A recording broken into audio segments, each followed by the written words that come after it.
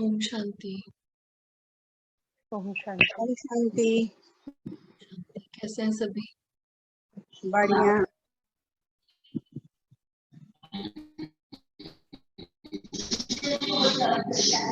ओम शांति। ओम शांति दीदी, कैसे हैं? बहुत बढ़िया। चलिए, तो आज हम आगे बढ़ते हैं। कल हमने बात करी थी किस बारे में कि हमारा जो अमृत वेला है उसमें हमें जो भी दिक्कतें आती हैं उसको हम कैसे ठीक कर सकते हैं, क्या क्या उसके लिए करना चाहिए। आज बाबा हमारे लिए क्या लाए हैं? आज हम देखते हैं कि जैसे हम जो बाबा के साथ जुड़ते हैं, बाबा से योग लगाते हैं, तो इसका नाम क्या है? इसे हम बोलते हैं राजयोग, है ना, क्योंकि ये श्रेष्ठ परमात्मा के साथ का हमारा योग है, जुड़ाव है उनके साथ, तो ये राजयोग है। तो जैसे मान लीजिए कि राजयोग में क्या होता है, हम जब परमात्मा के साथ कनेक्ट होते हैं, फिर जब कंसंट्रेट करते हैं तो फिर हमें अनुभूतियां होती है ना। ऐसे फर्स्ट स्टेप क्या होता है कि हमें उनके साथ कनेक्शन बनाना है, अपना रिश्ता बनाना है। उसके बाद जब हम एकाग्र होते हैं, मन को एकाग्र करते हैं, उसी के बाद हमें अनुभूतियां होने लगती हैं। तो ये राजयोग में कई बार ऐसी प्रॉब्लम्स भी आती हैं। कई लोग जैसे बोलते हैं कि हम बहुत देर के लिए बैठते हैं ध्यान लगाने के लिए, सुबह के टाइम भी बैठते हैं, 1-1 घंटा तो 2 घंटा बैठते हैं, पर हमें कोई अनुभूति नहीं हो पाती। अनुभूतियां हमारी कभी तो हो जाती है, कभी बहुत दिनों में कभी कभी हो जाती है कोई अनुभूति, पर हर समय हमें कनेक्शन महसूस नहीं हो पाता, ऐसे कई लोग बोलते हैं। तो परमात्मा ने इसके लिए भी हमें कुछ पॉइंट्स बताए हैं कि क्या चीजें हम फॉलो करें तो जिससे हमारा जो योग है वो हर पल कनेक्शन जो है वो सही तरीके से हो पाए। तो जिस तरीके से अगर हम देखें, मान लीजिए कि हमें कोई शरीर की कोई बीमारी हो गई है ना, मान लीजिए फीवर हो गया, किसी को बुखार है, तो डॉक्टर क्या करते हैं, हम डॉक्टर के पास जाते हैं तो डॉक्टर हमें दवाई देते हैं, पर दवाई के साथ साथ वो कुछ क्या बोलते हैं, परहेज बताते हैं, प्रिकॉशंस बताते हैं ना। तो अगर हम दवा तो ले रहे हैं पर प्रिकॉशन नहीं ले रहे, वो परहेज नहीं कर रहे, मान लीजिए बुखार है तो हम दवाई तो खा रहे हैं पर ठंडा पानी भी पी रहे हैं, या कुछ खाने को मना है वो भी खा रहे हैं, तो क्या हम ठीक हो पाएंगे उससे जल्दी? बताइए, नहीं हो पाएंगे ना। उसी तरीके से परमात्मा बोलते हैं कि ये जो मेडिटेशन है, ये जो ध्यान है, ये इससे आपके में सभी आत्मिक आत्मा की जो सभी बीमारियां हैं, सभी तकलीफें हैं, परेशानियां हैं, वो इससे मैं खत्म कर सकता हूँ। इतना अचूक ये उपाय है मेडिटेशन, यानी कि परमात्मा हमें मेडिटेशन द्वारा हीलिंग करते हैं हमारी, है ना। तो पर उसके साथ साथ परमात्मा ने हमें कुछ उपाय, कुछ वो बोले हैं, प्रिकॉशंस बोले हैं, जो हमें लेने बहुत जरूरी हैं। अगर हम वो प्रिकॉशंस को फॉलो नहीं करेंगे, वो ध्यान नहीं देंगे, उनको फॉलो नहीं करेंगे, उसके उसके ऊपर नहीं चलेंगे, उन पॉइंट्स के ऊपर, तो हमारे योग में जो है वो अड़चनों की तरह आते हैं। जो भी अगर ध्यान हमारा नहीं लगता या बीच में कुछ परेशानियां आती है तो वो अड़चने क्यों आती हैं? क्योंकि हम इन बातों का ध्यान नहीं रखते। तो राजयोग के 4 स्तंभ बाबा ने हमें बताए हैं, पिलर्स बोलते हैं जिसे हम। तो 4 स्तंभ कौन कौन से होते हैं, आज हम उनके बारे में देखते हैं कि अगर ये 4 स्तंभ का बैलेंस अगर होगा हमारे जीवन में, तो फिर हमारा योग कभी भी टूट नहीं सकता, कनेक्शन बाबा से कभी टूट नहीं सकता, अगर हम इन चारों पिलर्स पे बैलेंस करके रखें अपने जीवन को। जैसे मान लीजिए कोई टेबल है या कोई स्टूल है, कोई बिल्डिंग भी है, तो ये सब पिलर्स के ऊपर खड़ी होती है ना। तो अगर एक भी पिलर अगर टूट जाए या बैलेंस ना हो, तो फिर क्या वो बिल्डिंग या वो स्टूल या टेबल, क्या वो सीधा रह सकता है? बताएं, नहीं रहेगा ना। नहीं रहेगा।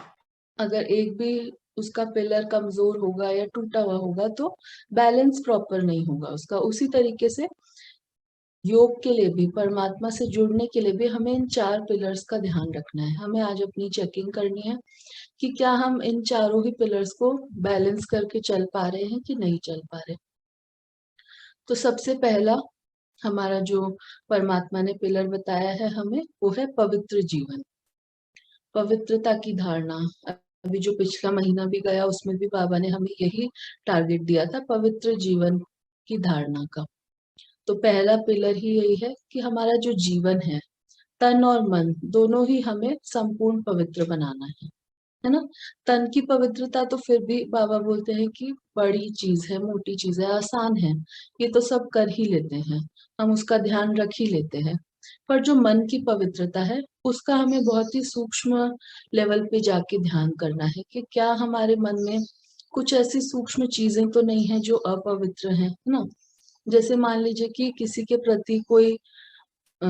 प्रति कोई हमारे मन में कुछ छोटा सा विचार भी अगर चलता है, तो वो भी अपवित्रता का ही एक कण है या छोटा सा अंश है अपवित्रता का। तो हमें बहुत ज्यादा डीप में जाके चेकिंग करनी है कि हमारे मन में किसी सीन के प्रति या किसी आत्मा के प्रति या अपने स्वयं के प्रति भी कहीं कोई अपवित्रता का कोई अंश तो नहीं है। तो एक एक को हमें अपने सामने लेके आना है। हमारे जीवन में जितनी भी आत्माओं से हम संबंध संपर्क में आते हैं या जिनके साथ हम रहते हैं ज्यादा, तो सबसे पहले तो उनके लिए हमें चेक करना है ना। हमें क्या करना है, हम अपने साथ बैठे जब भी, तो हमें बाबा ने इसके लिए एक प्रैक्टिस भी कराई थी बीच में, कि हम अपने आप को शीशे के सामने बिठाएं, मिरर के सामने। घर में सबके पास शीशा होता है, तो शीशे के आगे बैठे और अपने सामने अपने मन में एक एक आत्मा का नाम लेके आए, चेहरा लेके आए। सबसे पहले तो जिनके साथ हम रहते हैं उनके लिए हम करें, फिर उसके बाद जिन जिन के साथ हम संबंध संपर्क में आते हैं, रोज मिलते हैं या कुछ दिनों में मिलते हैं, या हमारे रिश्ते में कोई लौकिक रिश्ते में कोई लोग हैं, उन सभी को हमें एक एक करके उनका चेहरा अपने सामने लाना है। और फिर शीशे में ये चेक करना है कि जब हम उनको याद करते हैं तो हमारे मन में क्या विचार आते हैं, हमारे हाव भाव एक्सप्रेशंस कैसे होने लगते हैं, वो सब चेकिंग करनी है हमें। और ये फिर चेक करके निकालना है कि कहीं भी किसी भी चीज के लिए हमारे मन में अपवित्र संकल्प ना हो, अपवित्रता का अंश भी ना हो। तो सबसे पहला ही जो स्तंभ है, जो मजबूत पिलर है राजयोग के लिए, वो है पवित्र जीवन। तो हम सभी वैसे तो बहुत ही कोशिश कर रहे हैं, अपने आप को पवित्रता की ओर लेके भी जा रहे हैं। हम रोज प्रैक्टिस भी कर रहे हैं धारणाओं की, पवित्रता की। बहुत आगे हम बढ़े भी हैं पहले से अभी भी। पर बाबा बोलते हैं कि संपूर्ण पवित्र बनना है। तो संपूर्ण पवित्रता का मतलब है कि एक छोटा सा अंश भी उसमें अपवित्रता का ना हो। तो पहला पिलर था ये। फिर दूसरा पिलर बाबा बताते हैं शुद्ध भोजन। तो भोजन भी कैसा होता है, भोजन भी जो हम अपने शरीर के लिए, शरीर को खिलाते हैं, अन्न खिलाते हैं या पानी पिलाते हैं, वो तो हुआ हमारे शरीर का भोजन, हमें उसका भी ध्यान रखना है। और आत्मा को हम क्या देते हैं, यानी आत्मा का भोजन क्या है, जो भी हम चीजें देखते हैं सुनते हैं, वो सब आत्मा का भोजन होता है। तो हमें दोनों ही शरीर और आत्मा दोनों के भोजन का ध्यान बहुत रखना है कि हम कैसा भोजन दोनों के लिए दे रहे हैं। तो शरीर के लिए तो हमें ध्यान क्या रखना है कि जो भी भोजन हम खाएं वो बिल्कुल सात्विक होना चाहिए, है ना। सात्विक भोजन यानी जिसमें कलयुगी चीजों का भी प्रयोग हम ना करें, या फिर जैसे बाबा ने पहले भी बहुत बार बताया है कि जानवरों का भी सेवन आजकल लोग बहुत करते हैं, उनको मार के खाते हैं, तो वो तो बिल्कुल ही बहुत बड़ा पाप बाबा ने बताया है। उसके अलावा भी जो सात्विक कुछ चीजें जैसे प्याज लहसुन का भी प्रयोग बाबा मना करते हैं कि ये भी तामसिक भोजन में आता है। तो इसका प्रयोग भी अब हमें चेक करना है कि क्या अभी भी हमने अपने जीवन में ये परिवर्तन लेके आए हैं कि नहीं, हम कि भोजन हमारा पूरा सात्विक हुआ है कि नहीं। क्योंकि ये जो लहसुन और प्याज की बात होती है, कई लोग बोलते हैं कि ये भी तो सब्जी ही है, ये भी हमें प्रकृति ही दे रही है, या ये भी हमें पेड़ों से पौधों से ही मिल रहा है, तो इसमें खाने में क्या बुराई है। तो ये भी बाबा ने हमें बताया है कि जैसी हमारी अंदर की स्थिति होती है वैसी ही बाहर की प्रकृति भी बनती है ना। तो ये जो प्रकृति में ये सारी चीजें कब उपज हुई इनकी, जब कलयुग आया।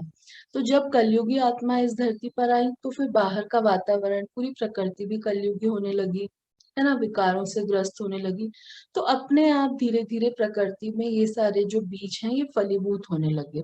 तो इसीलिए ये सारे तामसिक भोजन में गिने जाते हैं। ये पहले से हमारी धरती पर नहीं थे, ये अभी कुछ ही समय से हम मिलने लगे हैं, अपने आप ही उपजते हैं वो, जब वो उनका समय आता है। तो उसके लिए बाबा ने हमें मना किया है, वर्जित है ये खाना, बिल्कुल भी हमें चेक करना है कि हम ये सब चीजें अभी भी ले तो नहीं रहे हैं। तो ये हुआ तन का भोजन की बात।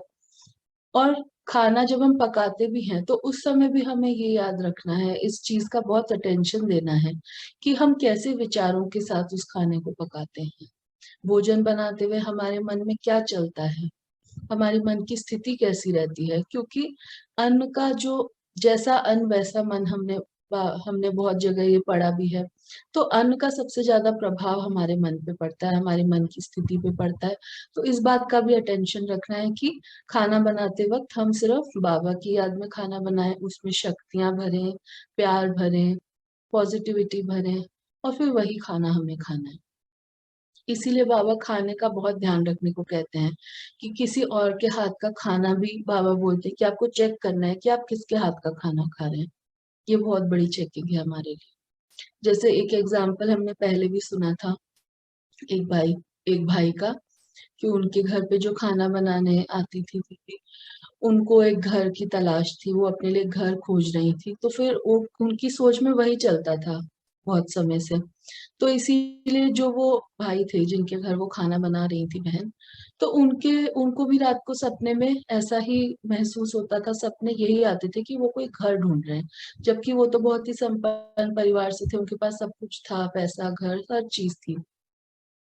तो वो बहुत परेशान हो गए थे कि मुझे इस तरीके के सपने क्यों आ रहे हैं। तो फिर जब चेकिंग करी उन्होंने तो ये समझ में आया, ये पता चला कि वो जो खाना बनाने जो उनके यहाँ आती हैं बहन, उनके उनको जो है घर नया ढूंढना है, उनका जो मकान मालिक है उन्होंने उससे घर शिफ्ट करने को बोला है।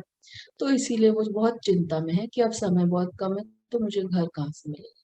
तो इससे हमें ये प्रैक्टिकल एग्जाम्पल हमारे सामने हमने देखा है कि मन की स्थिति का हमारे भोजन पे कितना असर पड़ता है, भोजन से हमारी मन की स्थिति पे कितना असर पड़ता है।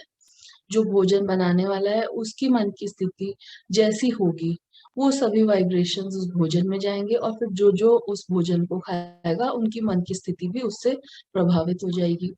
तो इसीलिए ये चेकिंग करनी है कि हम भोजन कैसा खा रहे हैं, किसके द्वारा बना हुआ खा रहे हैं, ये चेकिंग करनी है। और जब भोजन हमारे सामने आए भी, उस वक्त भी हमें उसे चार्ज करके ही खाना है।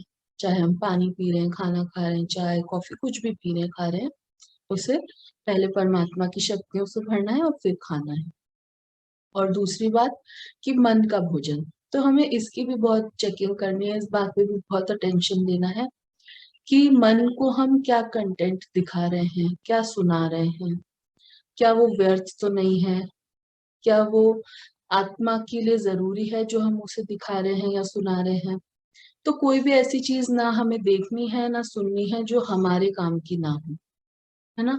हमें इस बात की भी अटेंशन रखनी है, बहुत ध्यान रखना है। मान लीजिए कई बार कोई आता है हमारे घर या हम किसी से मिलते हैं, तो वो हमसे बातें करने लग जाते हैं, या फोन पे भी कभी ऐसा होता है।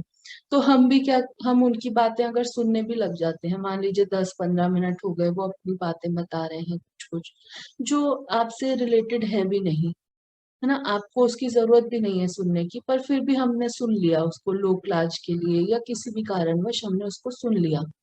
उसके बाद, सुनने के बाद क्या होता है, हमें बाद में याद आता है कि अरे ये तो मुझे नहीं करना था। फिर हम पछताते भी हैं कि ये हमने क्यों सुना, ये व्यर्थ हमने क्यों अपने अंदर लिया, क्योंकि बाद में वो बातें फिर कभी कभी हमारे मन में चलने लगती हैं।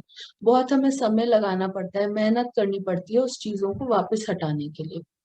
तो इसीलिए दोनों चीजों की चेकिंग करनी है आज से, कि भोजन हम शरीर के लिए भी कैसा ले रहे हैं और आत्मा के लिए भी कैसा भोजन हम ले रहे हैं। तो शुद्ध भोजन बाबा ने दूसरा पिलर हमें बताया।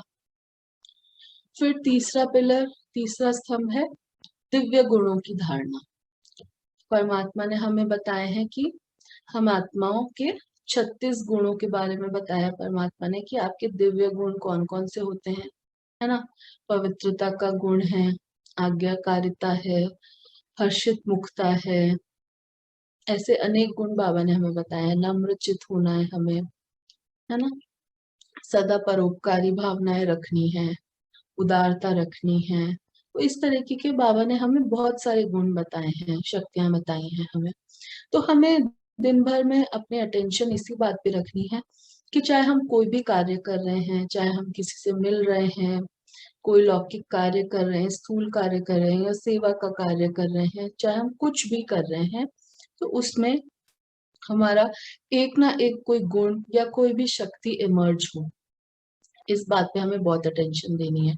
कोई भी कार्य, बाबा बोलते हैं कि अब आपका कोई भी कार्य, बोल, वचन, संकल्प, कुछ भी हमारा साधारण नहीं होना चाहिए। व्यर्थ की तो बाबा बात ही नहीं करते हैं। तो हमें श्रेष्ठ की ओर जाना है, श्रेष्ठ की ओर बढ़ना है, तो हमें ये चेकिंग करनी है कि हर चीज में हमारा कोई ना कोई एक गुण जरूर इमर्ज हो।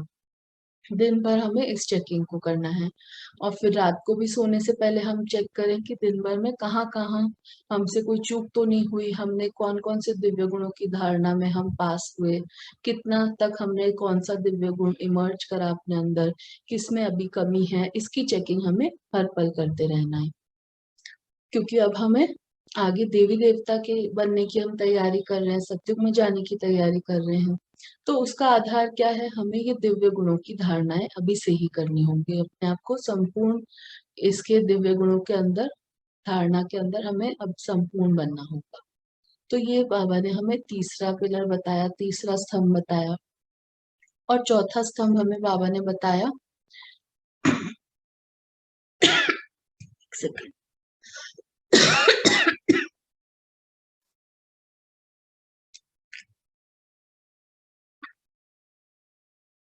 फिर चौथा पिलर बाबा ने हमें बताया सत्संग। यानी सत्संग क्या होता है? सत्य का संग। जो पहले हम सत्संग सोचते थे, जो हम सत्संग सुनने भी जाया करते थे, पहले कई लोग सत्संग जाते होंगे, तो वो सत्संग में हम क्या समझते थे कि बस ज्ञान की या फिर अच्छी बातें, ज्ञान की बातें हम सुन लेते हैं, वही सत्संग है।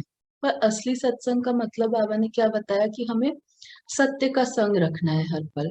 सत्य मतलब जो परमात्मा ने हमें सत्य बताया, अपनी सत्य पहचान बताई, परमात्मा कौन है ये सत्य हमें पता चला, ड्रामा का सत्य पता चला, अपने कर्मों का सत्य पता चला, अपने रोल्स पता चले, हमारा लक्ष्य क्या है इस जीवन का ये सत्य पता चला। तो हमें इतने सारे सत्य परमात्मा ने बताए हैं। तो हमें हर पल अपनी चेकिंग करनी है कि हम किस संग में रहते हैं। क्या हम ऐसे कोई संग में तो नहीं जा रहे, या ऐसे कोई संग में तो नहीं रहते जिनकी वजह से हमारी जो आत्मिक उन्नति है वो रुक रही है या उसमें बाधा आ रही है। तो हमें हर पल सत्य का संग रखना है, यानी कि हर पल हमें बाबा के साथ रहना है। एक वही है जो सबसे बड़ा सत्य है, उन्होंने ही हमें सारे सत्य समझाए हैं। तो अगर हम उनके साथ रहेंगे हर पल, यानी अगर उनसे बातें करेंगे, उनसे कनेक्टेड रहेंगे, उनकी याद में रहेंगे, या बाबा जो महावाक्य हमें पढ़ाते हैं वो रिवाइज करते रहेंगे, तो यानी कि हम सत्संग कर रहे हैं, सत्य के संग में हम हर पल हैं। तो ये चेकिंग भी हमें करनी है कि हम दिन भर में क्या करते हैं, किसके संग में रहते हैं। जैसे बोलते भी हैं कि संग का रंग चढ़ता है हम पे, है ना। तो अगर हमारा श्रेष्ठ संग रहेगा हर पल, यानी परमात्मा का संग अगर हमेशा रहेगा, तो हम किसकी तरह बन जाएंगे? उन्हीं की तरह बनेंगे, यानी उन्हीं के गुणों को, उन्हीं की शक्तियों को धारण करेंगे, यूज करेंगे। जो उनसे वरदान मिलते हैं हमें, इतने सारे टाइटल्स जो देते हैं, हम अपने स्वमान में रहेंगे हर पल। तो सत्संग का मतलब है कि हर पल श्रेष्ठ संग में रहना, यानी परमात्मा की याद में, या परमात्मा द्वारा जो शिक्षा हमें मिली है, ज्ञान मिला है, महावाक्य जो वो पढ़ाते हैं, उसको बार बार रिवाइज करें। आज भी जैसे सुबह बाबा ने जो हमें पढ़ाया, उसमें भी ये बात थी कि जो भी हम पॉइंट्स लिखते हैं अपनी धारणा के लिए, उसे हम दिन भर में रिवाइज करें, तो अपने आप हमारी वो धारणाएं जो है वो पक्की होती जाएंगी। तो ये चारों ही स्तंभ जो हैं वो हमारे राजयोगी, योगी जीवन के लिए बहुत ही ज्यादा जरूरी बाबा ने बताए हैं। तो अगर इन चारों ही पिलर्स का, चारों ही स्तंभ का बैलेंस रहेगा हमारे जीवन में, यानी चारों ही अचल अडोल स्थिति में स्थित रहेंगे ये चारों ही स्तंभ, तो हमारा जो ये योगी जीवन है ये पूरी तरीके से सफल हो जाएगा। हम उन्नति उड़ती कला में ही आगे बढ़ते जाएंगे और बाबा जो चाहते हैं हमसे हम वैसे बनेंगे। तो ये सारी चीजें आज बाबा ने हमें बताई हैं कि अपने योगी जीवन के लिए हमें क्या चीजों की क्या धारणाएं करनी चाहिए और किन किन बातों का ध्यान रखना चाहिए, जिससे कि हमारा योगी जीवन जो है वो बिल्कुल बैलेंस में चलता रहे। शांति। चलिए, बताएं आप लोग को समझ आई ये सारी बातें? हाँ जी, समझ में भी आई और आज ही सत्संग का मीनिंग भी आज ही पता चला। नहीं तो यही सोच रहे थे कहीं गए, अच्छी बातें सुन ली और ये हो गया हमारा सत्संग। सत्संग का असली मतलब आज समझ आया। और ये सब चीजें तो परमात्मा ही समझा सकते हैं हमें ना, पहले तो हम भी नहीं जानते थे, सब नहीं नहीं, बताया। बहुत बहुत बहुत बहुत अच्छा ज्ञान है और बहुत अच्छा लग रहा है और लग भी रहा है कि खुद को भी लग रहा है कि कुछ चेंज तो आ रहा है, कुछ तो है, क्योंकि मन बहुत शांत हो गया। क्योंकि आत्मा को तो अंदर से पता ही है ना कि क्या चीज है जो हमारे लिए है। तो अगर जब हमें वो राइट चीज मिल रही है तो आत्मा अपने आप ही भरपूर होती जाती है, शांत होती जाती है। क्योंकि पहले तो हम कुछ खोजते ही थे, इसलिए हर जगह पे जाते थे ना, फिर भी अंदर एक से शांति नहीं थी, तो इसलिए एक ही बात पड़ जाते थे तो सौ बार उसको सोचते थे और कर भी कुछ नहीं सकते थे, पर सारा दिन उसी में ही, सारा दिन पूरा दिन वेस्ट और फिर थके थके रहते थे, ऐसे लगता था थक गया दिमाग। अब वो सब बंद हो गया।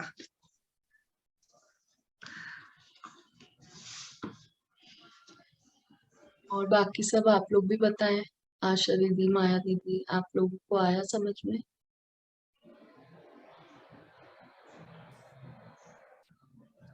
हाँ जी, बहुत अच्छा लग रहा है। ज्ञान तो जितना सुनते हैं ना उतना अच्छा लगता है, सच पूछो तो। जहाँ भी मिलता है ज्ञान की बातें बहुत अच्छी लगती है। और जब जब नया नया कुछ सुनने को मिलता है, जैसे सत्संग के बारे में इस दिन जाने टिकी खा कि बहुत अच्छा ज्ञान मिला है। हम लोग तो सत्संग यही जानते थे ना कि कीर्तन में जाते हैं, पंडित लोगों के साथ में बैठते हैं, तो वो सत्संग होता है, सबके साथ में वही सुनते हैं। तो आपकी आवाज चली गई दीदी। बोलते हैं, यही जानते हैं। तो जितना भी आप मन धारणा लोगे, जितना आप सुनते जाओगे, उतना आपका माइंड, जितना भी आप बिल्कुल सुनते हो ना, उतनी आपकी धारणा सुंदर होती जाएगी। शायद मेरा नेट का प्रॉब्लम हो रहा है। हाँ दी, थोड़ी कट रही थी आवाज आपकी, अभी आ रही। तो यही है कि हर पल हमें हाँ परमात्मा की बातों को ही चिंतन करना है, जो वो पढ़ाते हैं उसी को रिवाइज अगर करते रहेंगे तो वो धारणाएं अपने आप हमारी पक्की होंगी, है ना। तो ये चारों पिलर्स सही। आज हम अपने चेक करेंगे कि हमारे पिलर्स कितने मजबूत हैं अभी ये, ना, और फिर उसके लिए काम करेंगे अगर कोई किसी में कमी आ रही है तो। जी। और कोई कुछ कहना चाहता है बताएं, नहीं तो हम फिर रिलीज लेते हैं आज के लिए। चलिए फिर रिलीज लेते हैं, फिर कल मिलते हैं। हाँ हाँ। शांति। ओके। हाँ। ओम ओम शांति। शांति। ओम शांति। ओम शांति।